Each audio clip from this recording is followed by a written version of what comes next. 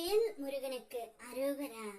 என் அன்பு குழந்தையே, உன் துணையுடன் நீ சேரும் நேரம் வந்தால் மட்டுமே இப்பதிவை உன்னால் கேட்க முடியும். நீ இப்பொழுது உன்னுடைய வாழ்க்கையில் நிலை குலைந்து தன்னந்தனிமையில் நிற்கின்றாய். உன் துணையை பிரிந்து தவித்துக் கொண்டும் வருகின்றாய். நீ விரும்பியவர், நீ நேசித்தவர் உன் அன்பை புரிந்து கொள்ளாமல் இருக்கின்றார் அல்லவா? கவலைப்படாதே பிள்ளையே, உன் அன்பை நான் அவர்களுக்கு புரிய வைக்கின்றேன். எந்த உறவாக இருந்தாலும் நீ உண்மையான பாசம் வைத்து விடுகின்றாய்.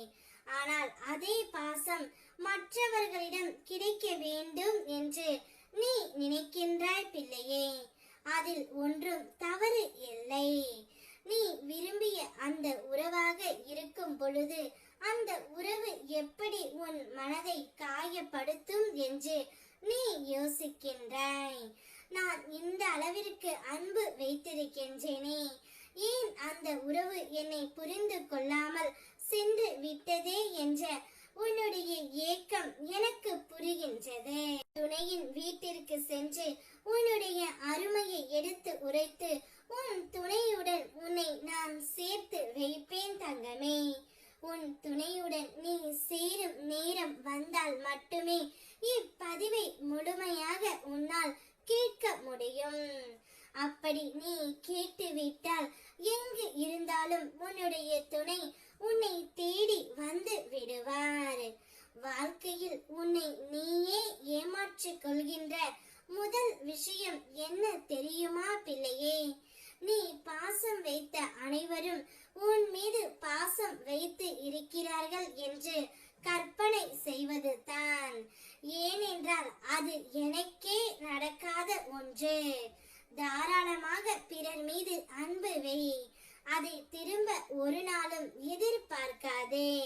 வாழ்க்கையில் நீ யாரை வேண்டுமானாலும் நேசி.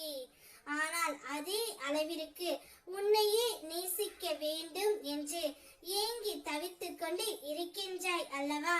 அந்த வாய்ப்பை உனக்கு உன் அப்பா நான் தரப்போகின்றேன். நீ மகிழ்ச்சியாக இருக்கக்கூடிய காலகட்டம் இது.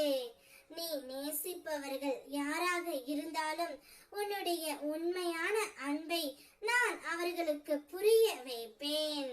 உன்னுடைய அன்பின் ஆழத்தை நான் அவர்களுக்கு எடுத்து உரைக்க போகின்றேன்.